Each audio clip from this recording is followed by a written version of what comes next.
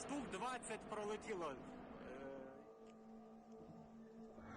duulaankii ay reer galbeedku muddooyinkii lasoo dhaafay ka dardaar warinayeen ayaa bilaabmay ugu dambayn bishan labaad 2022 aroortii hore ee dalka Ukraine. goobaha uu Ruushku sida weyn u bartilmaameedsaday waxaa ka mid ah garoonka diyaaradaha ee magaalada Kiev ee waddankaasi caasimadda u ah, halkaasi oo si xun loo burburiyay, iyo sidoo kale meel uu madfac qabsaday oo ay ku dhinteen ugu yaraan 8 qof. laakiin dhimashada ayaa intaasi ka badan iyo dhaawaca ee halkaasi khasaaraha ka dhalanaya marba marka ka dambaysa, iyadoo haatan ay isku cunaduuman yihiin oo haatan uu dagaalku sii socdo isagoo markaasi ka socda dhowr jiho oo ka mid ah gebi ahaanba jihada bari ee waddanka Ukraine iyo sidoo kale qaybta waqooyi ilaa iyo koonfurta oo dagaalka ballaaran ee ay soo qaadeen ciidamada Ruushyaanku, taas oo ay ugu talagaleen inay ku jilciyaan, iyadoo inta badanna ay isticmaalayaan inay xagga sare ka duqeynayaan goobaha istiraatiijiga ah ee militariga sida ay amarka ay ku siiyeen Kremlinka Ruushku. furimaha hore ee bari iyo sidoo kale waxaa ka socda dagaal xooggan oo u dhexeeya ciidamada Ukraine iyo kuwa Ruushka, kuwaasi oo haatan isku haya furimaha hore ee bari iyo sidoo kale qaybta Belarus oo ah qaybta waqooyi ee waddankaasi. Mareykanka ayaa sheegay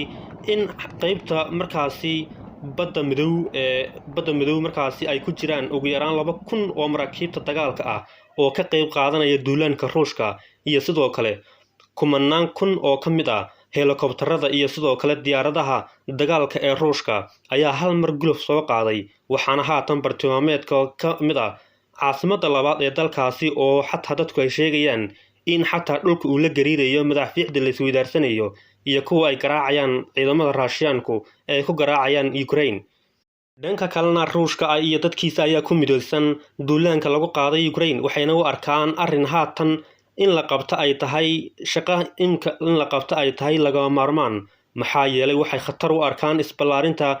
isbahaysiga NATO oo tan iyo 1990 markii uu burburay midowgii Soviyeeti wixii ka dambeeyay ay ku biireen ugu yaraan 14 dal oo xuduud la leh waddankaasi Ruushka ama ka agdhow, taasi oo ah khatarta ugu weyn ee uu dareemayo Ruushka iyo dadkiisu oo haatan tallaabadan ku kaliftay inay qaadaan si ay uga markaasi hortagaan waxay khatarta u arkaan ee markaasi isbahaysiga NATO.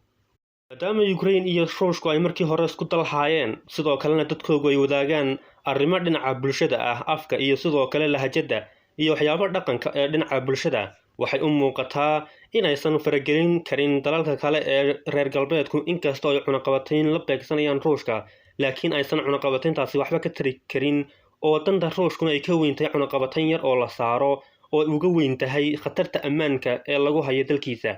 weerarkan ayaa bilaabmay isagoo jihooyin kala duwan kaga imaanaya ciidamada Ukraine, balse haatan waxay u muuqdaan inay iska caabinayaan ilaa iyo markii uu bilaabmay subaxnimadii hore ee 2022 bishan labaad 24 oo ku beegnayd xilliga waaberiga oo madaafiic lala beegsaday garoonka diyaaradaha ee Kiev, iyo sidoo kale iyadoo dhinaca kalena goobo tekada ah ay ka degeen ciidamada Ruushku, kuwaasi oo isku diyaarinaya inay sii wadaan duulaanka ay ku hayaan ciidamada Ukraine. amarka la siiyay ayaa waxaa ka mid ah inay jilciyaan ciidamada cirka ee Ukraine, in ay baabiyaan. waxaan ognahay in Ruushku ka awood badan yahay Ukraine, laakiin Ukraine ayaa ka iibsatay diyaaradaha Toronto ee Bayraktar TB2, diyaaradaas oo ah